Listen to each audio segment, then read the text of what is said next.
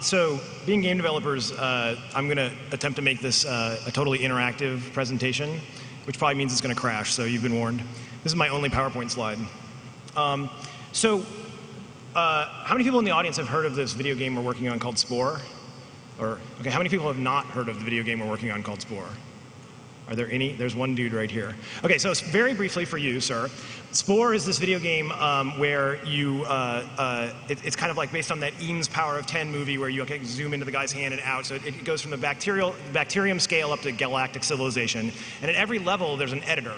And at each level, you edit something that's appropriate to the scale of the level. So there's an editor where you edit the bacterium cell type guy. There's an editor where you edit creatures, buildings, vehicles, UFOs, etc. So planets eventually. So this work is focusing on the creatures part of that chain of editors. And we're faced with this problem where in a traditional game pipeline, you have like say you're working on a James Bond game, you lock, what we call lock the skeleton, the rig of the model, very early on, like as early as you possibly can, because once you start doing animations in, say, Maya or Softimage or whatever, they're totally bound to that skeleton. And then there's some retargeting stuff for if you want to change the skeleton, but it's very iffy. People are very nervous about it. It doesn't really work well in game pipelines right now. People are working on that, but basically changing the skeleton is like a disastrous thing in a normal game pipeline these days. Unfortunately for Spore, the user is creating our skeleton way long after the game has shipped, so we can't actually do that. So what we had to do is deal with basically arbitrary incoming skeletons. You can see these guys I've kind of tiled across here. These are just some random guys I dragged out of our online database, which hopefully is loading here in the background. But of course I lost. Yay, it loaded. Oh look, they added an advertisement since I left. We have this, we've shipped actually part of this, which you can download. Part of the reason I'm just going to kind of do an interactive demo instead of going deep on the stuff that's already in the paper is because you can actually download this work. There's the paper and the videos and stuff online, but more importantly, if you go to our website, spore.com, you can download a free version of the creature creator, make your own creature, and try and break our system, which is much more fun than listening to me babble about it. But if you look at these guys, so here's just a random, so you can look at this number here. I don't know if you can read that. It says 2.6 million creatures. We shipped like 4 weeks ago. People like making stuff. That's kind of a lesson of user-generated content. And so we wanted to try and constrain them as little as possible. So we tried to deal with as much craziness as possible. If you look at this page, I mean, this is not a page that I've prepared here. I was hoping this would load in the background while I was ready. I've been trying to load it for a while. I've got a bunch of creatures I've stored off, but just so there's nothing up my sleeve. Like this creature here was probably made 40 seconds ago on someone's machine and they hit upload, okay? So this is totally live. If I wasn't afraid to hit refresh here, because I'm afraid the net will go down again, I would totally refresh it and these guys would move halfway down the page. So we have to deal with this. I mean, you can see the morphology differences here are pretty extreme just on this one page of a 30-second slice of people using this tool. So that's really cool. I mean, it's really cool from a creative standpoint where it starts to make the player creativity a design tool that you can use as kind of a gameplay mechanic. You can see here's Abe Lincoln's head, a cactuar from Final Fantasy, some crazy, I don't know what that is, an acorn monster, a relatively realistic cricket, etc. This kind of mollusk thing. Here's a genie coming out of a lamp. So this is cool to look at these little images, but it's much cooler to actually see them in motion. So let's do that. Here's the creature editor that this is actually a version that's in the game, but basically it's the same as what you'd see if you downloaded our thing. And you're confronted with this kind of torso, right? And you can get a different torso if you want a different style of thing, whatever. And this torso is manipulatable. You can size and resize different parts of it. The skeleton, you can drag it around kind of with a little simple physically based simulation for posing it. And then you can drag parts out, kind of Mr. Potato Head style from this palette here. So I can make a guy with 2 legs and kind of a traditional guy. Let's put a mouth on him here. I can change what the mouth looks like. The user has a bunch of degrees of freedom they can affect here. There's advanced mode where I can twist it and that sort of thing. I can put arms on him if I want. Let's put his arms up here. And then I can go into play mode and he comes to life for the user. And so here he is walking. We have a procedural gate system, obviously, since we don't know. I mean, I made this guy in front of your eyes that tries to figure out the best possible gate under extremely discontinuous user input. I can make him, here, turn around. I can make him roar. All the sound effects are tagged off the mouth and what mouth type. So if I put a different mouth on him, here, let's just do it since it's better just to, here. That's not the mouth you want. You want this mouth. And you want 2 of them. Here, let's have him roar again. So now it's a much more insecty kind of thing. He can do backflips. He can do the hippity hop dance. So it's a bunch of tools for players to kind of like express themselves, both with the actual creation of the morphology and what animation moves. You can we quote procedurally generate babies, which is obviously just a scale transform with some size differences. So here are the babies, and they follow him around and whatnot. And then in the game version of this, you can take this into the game, and you're playing with the creature you've created. But you can see, like, I mean, I can go in here, I can tear his arms off. I can pop more legs on him. Let's put some legs on this side of his head. Let's use different legs. Or here, we'll size this up. Yeah, okay, 1 leg in front, that's fine. So we need to react to that level of morphology change that fast, right? Because the user's going to be basically trying a bunch of stuff like this, and they'll try and break. And so they'll try and break us, because once you give a tool like this to the user, they're going to say, oh, hey, what happens if I put 40 legs on him, or what happens if I, put his legs attached to his mouth, and that sort of thing. So we kind of have to, like, program defensively and try and think about a lot of things and make sure the guy who designed this game, his name's Will Wright. He's the guy who's behind The Sims and whatnot. And he has a kind of truism. So here you see it's playing an idol. It's kind of a stylized idol. He's kind of tapping his foot. He's kind of bored with me right now because I'm not playing with him. If you're going to fail, fail funny. So we try and fail funny most of the time because we fail relatively often because of the just massive space that we have to deal with. Okay, so here, let's put some arms back on him so that it... we'll put this up front. And then I'll show you, I won't show you this guy because it's been crashing lately, the export's been crashing, but I'll show you what's happening in the tool that we use to create the animations. And then I'll kind of show you some of my favorite creatures just because it's entertaining and fun. And then we're going to ask questions. So if you do a dance like this hippity hop dance where he's kind of, well, that's not pointing here. Let's do here's the point. You can see it's pointing his head, it's pointing his hands. If I click, you can see his mouth looks towards where I'm going. His feet obviously know how to stay floored on the ground. He can sit down with varying levels of success. Where's sit? There we go. Oh, it works pretty well for him. So how do we do this? So what we do is, and I think what the big takeaway conceptually from the paper is this concept of forcing the animators to give us semantics that we can reason with, and secretly forcing the players to attach those semantics to the creature. So the animators say semantically what the animation does or how it deals with with a given arbitrary character, and the players, because they're doing this kind of Mr. Potato Head style attachment, those bodies, all of the stuff in this palette over here, has the has semantics associated with it. You can see here, they also have gameplay semantics associated. Like you can see this is a Graspers, it's got strike level 4 health. It's a game, right? So it's got an economy of this sort of thing. It costs 250 Spore points, DNA points. But it also has a thing that tells us it's Graspers. It tells us what coordinate system it's in, that sort of thing. And so then we load up, we can load up a series of creatures in our animation tool, Spasm.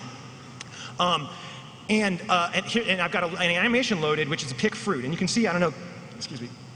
Can you see the green box there on the screen? That's what we call the external target. And the animation, so the very first step is the animator says what they're going to select. How does this animation actually talk to the guy? So a little history before I go into this deeply. We originally had kind of procedural scripting language that did this, and we were left with like literally in code in Lua. And we were left with this conundrum of who do we hire? Do we hire animators who can program or programmers who can animate? And unfortunately, the intersection of those two sets is incredibly small. And so we realized that we need to actually make this more of a visual tool.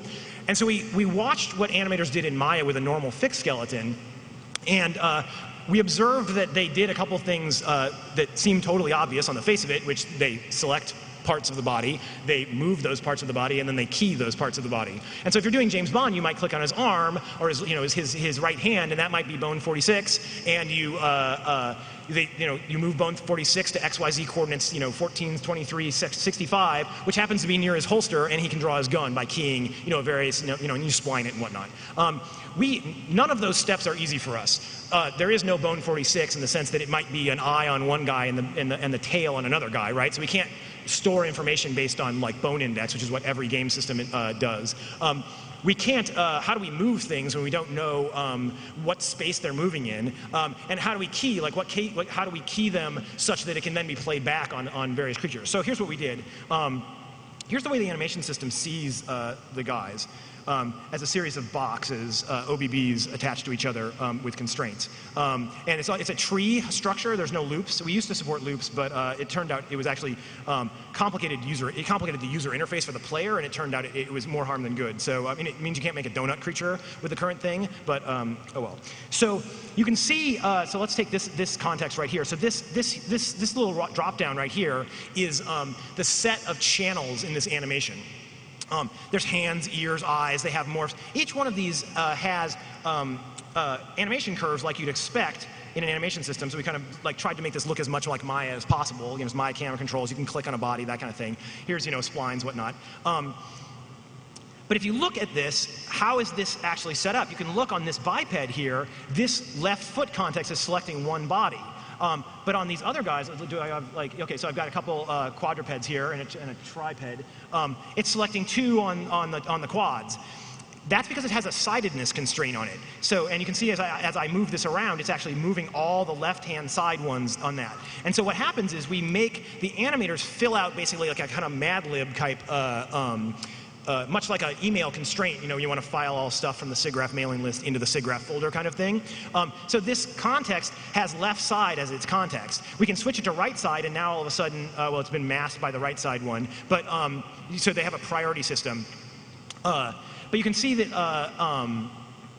they have to fill this out. We could say we only want the frontmost of those, and now on the quadrupeds, it's only selecting that front guy. And it's not selecting anything here because this body on the biped is actually in the back half of his half space. So we have modes for that. Oh, do you mean the front half of the bodies that are selected by this? Oh, okay, now he's got a selection. Now they all have a single selection because it's in the front half of all the feet bodies on the left-hand side. So it's a pretty simple database query on the guy. That's how we avoid the selection problem, or that's how we do the selection problem. They have to define what they mean. And if you think about this kind of from a higher level, this is basically forcing them. Bone 46 has basically no semantics associated with it. It doesn't have any independence of the character. Whereas left side frontmost foot has a lot of semantics associated with it. Now all of a sudden you can start reasoning about this animation. Here, I'll unbreak this animation.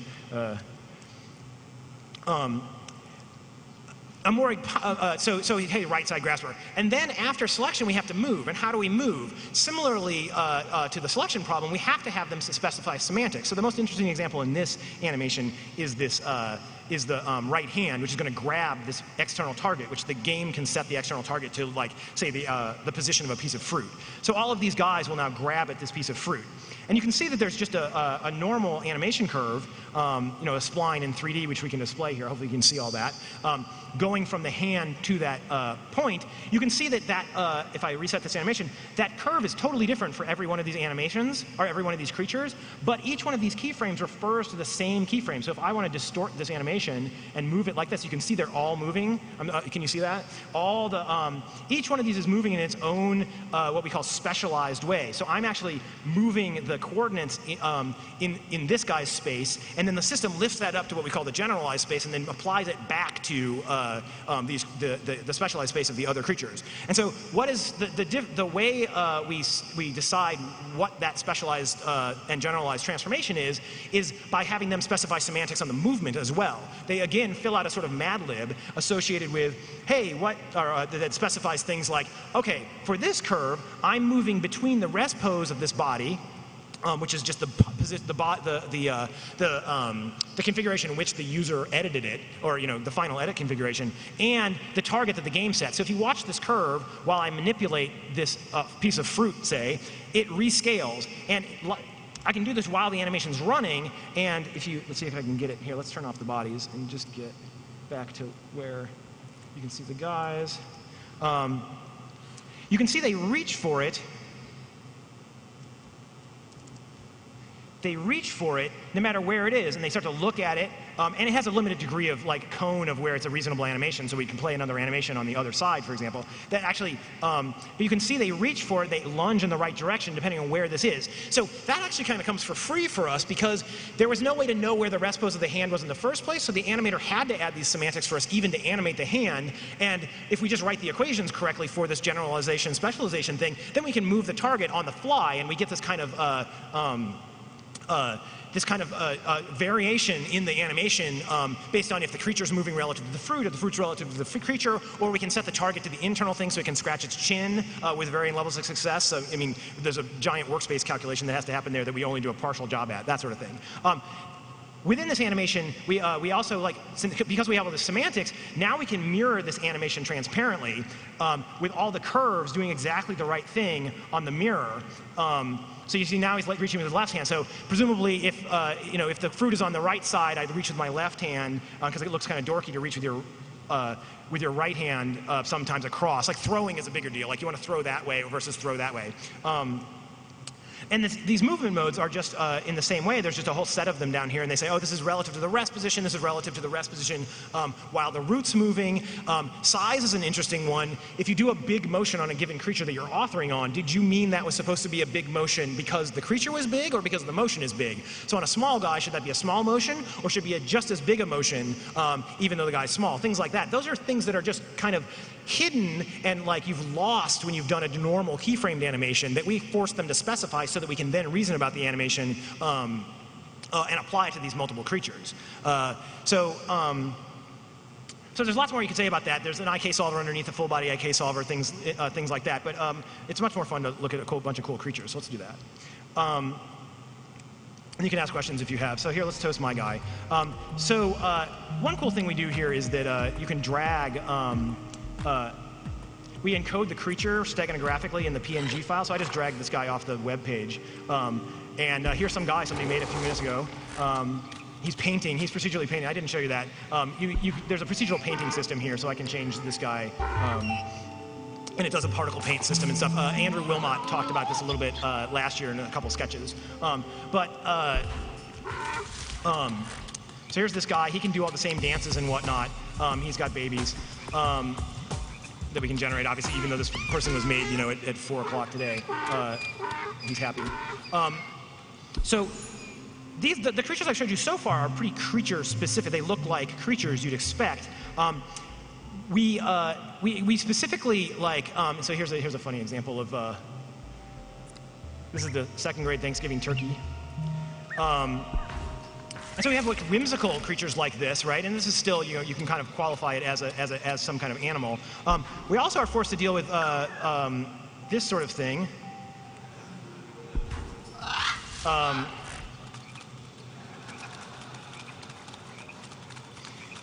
Office chair. The funny thing about this is like the quality, our art director Ocean Quigley kind of coined this term artist in a box. They talked about it a little bit last year. And like, this is just a random page I loaded, and the quality of these creatures is great. So we've kind of hit this nice sweet spot between complexity of user interface and ability for users to express themselves. And so we kind of are like, in some sense, dodging Sturgeon's law here, because it's way less than 90% of everything in our website is crap, which is awesome. So a group of creatures started coming out. I showed you this Thanksgiving turkey. When you drag into the editor like I'm doing, it actually adds it to the local database, and those start showing up in your game. And so I had the Thanksgiving turkey, a tribe of them got totally decimated by this guy, which is an example of Puppeteers, which is a subgenre that people started realizing they could make. So here's a creature in front of a creature. We don't actually allow you to make two creatures. So you can see there's a limb attaching these, and they've made the second guy completely out of limbs, where the spine's back here. You can do all the normal, you can do a flip and whatnot. He can express his how scared he is. His arms are covering the back guy's eyes, which I find kind of amusing, because hey, there's a context query on this that says, hey, the scared version of this, the hands are targeted at the eyes, and so they move backwards to cover his eyes. Here's another example, one of my favorite examples of a kind of pseudo puppeteer. This creature is called I Got Baggage.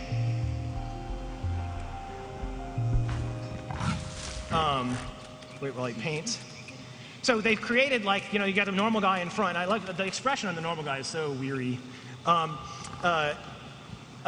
can make babies for this guy, which is always sort of disturbing.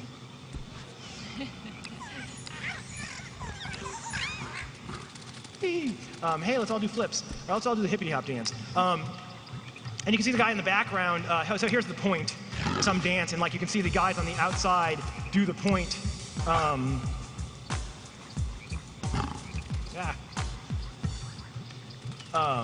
I've lost my mouse button. So you see the guy in the back does a point alternatingly because they're his hands. Like the animation system doesn't know there are two little baby guys back there. It's just, oh, now it's time for that guy to point. You see, you get the idea. Here's another example of kind of a pseudo puppeteer called Monster Arms. Wait till he paints. So he's got two guys on his arms, which this guy does great with this ta-da animation. Ta-da! Or this one. Or he points at you and goes, hey, with all of his, like, monster arms. Here's my all-time, hey, look, an assert. Here's my all-time favorite creature, I think. This guy is, help, he's eating my head. I don't know if you can see what's going on here. It's easier when he roars.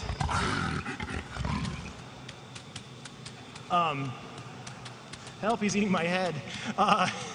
So here's one of the coolest creatures that has ever happened. So, so I'll show you a not quite as cool version of it first. So people just make anything they want. So here's a boat. These people, the person who made this didn't realize that if there are no spines, if there are no feet below the, time's up, okay. If there are no feet, we put a slug gate on. So this is a slug boat in some sense. But here, this guy totally got that, and he built, let's see, where is it? This is just amazing. I could be doing this all day, so I'm a minute over. This Viking ship, so we have a complexity limit, right? Like the hardware only supports 64 bones given the shaders that we use. We don't want people to be able to make something that slows their machine down to a crawl. But this guy, within our complexity limit, has managed to make a Viking ship with 4 guys rowing and 2 guys driving that kind of rows its way around. Yeah, I mean, it's just totally insane. All right, so I could go on all day, but I think we're up. So thank you very much.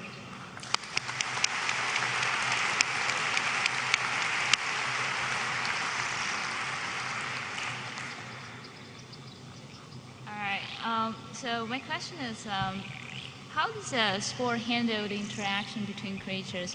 For example, it would be really cool if you create, a bunch of babies and the mother gives each baby a hug. Yeah. So that kind of physical contact. Picking up is very hard, but we do have what we call epic creatures, big giant Godzilla-style monsters that pick up creatures.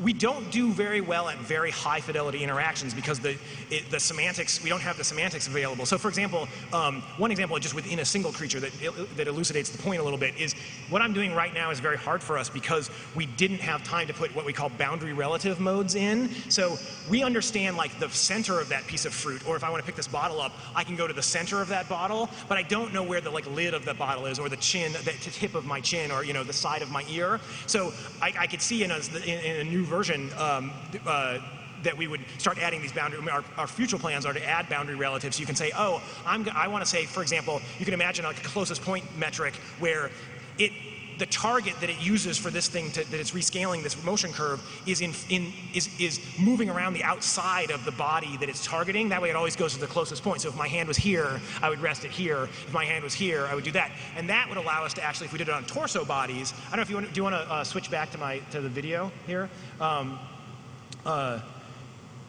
You can see that we have some of the bounding semantics necessary to do that. We don't know where the surface of the implicit surface for the skin is at the animation system level, but these spine bodies here, along here, provide an approximation. So you could see if we had boundary relative modes, you could do kind of a grab around the outside. Right now, what the epics do, because they're so much bigger, they can just like grab it anywhere and throw them across the world, and that looks good. It looks good enough. But for very high quality interactions, like we have a mating interaction in the game, and they kind of don't touch each other that much. They kind of just rub up against each other. So it's very coarse right now, given the given the modes that we provide the animators, and you can see adding more. I mean, the high concept, the conceptual framework is flexible enough for that. We just didn't have time to do the boundary relative stuff. So that's how they would act. Right now, you could have two creatures shake hands using target my hand to your hand and your hand to my hand, and we would kind of come together and then shake. But any kind of like caressing and things like that would require this more boundary awareness, some higher level semantics than we currently have. All right. I was wondering if for this animation editor, if you still maintain the scripting language, and if some people might find that easier to use for certain types of animations. The problem there is really one of a pipeline. I mean, there's underneath, I mean, we write a lot of code, obviously, which is like, hey, it's C, but it's not a scripting language. The gameplay actually writes in terms of code, but from the animator's standpoint, I mean, they were terrified of a scripting language, right? Like, being able to see it in preview like this and edit it by, going in here and just saying, oh, I really want this, curve to look like this. Okay, now the feet go out there, That level of feedback is just like, I mean, it's unbeatable for an animation, for a primarily visual person. So it's not that you couldn't imagine, I mean, some things would be easier in script, right? But from we have 2,000 animations in the game, right? And so like, how do you get that pipeline? We have 4 guys cranking, for 3 years to make these animations. You need to do art review and that kind of thing. So the kind of so making it a visual tool, making it as close to Maya as possible, will allow us to make 2,000 animations basically. I just get a note from our paper chair. He wants everyone to state name and affiliation before you ask a question. Yeah.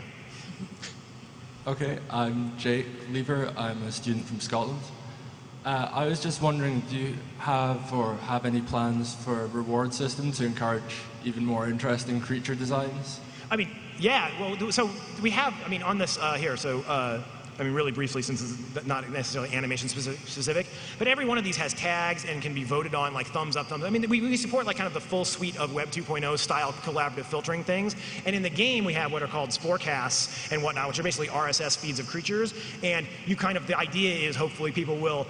I'm a great curator and I make all the best, vegetable creatures, or I can at least go find all the best vegetable creatures. I'm afraid of searching here. I don't know if the web is actually working, but it's totally crazy. Like you can search on, potato and find 3,000 animation or 3,000 creatures that are potatoes. Yeah, it's just too slow to really do a good demo of that right now. Oh wait. Yeah, it's not going to work. But so the idea being we apply some of the same Amazon, Flickr style, like collaborative filtering type stuff to those problems. But I mean, we have 2.6 million creatures. Like it's going to be a hard problem to actually figure out. And we're actually trying to actively figure out right now, how do we even find anything? Because we have trouble, like, I saw this creature on Thursday. Like, good luck, right? So yeah, we have the similar, I mean, it's great to have this problem of having so much data, but it is a challenge going forward. How do we do that? So yeah, if you have great ideas, send me an email. I'm afraid I'm going to cut this discussion short because we're running out of time. Okay. But if you have more questions, you're welcome to come over after the talk. Thanks.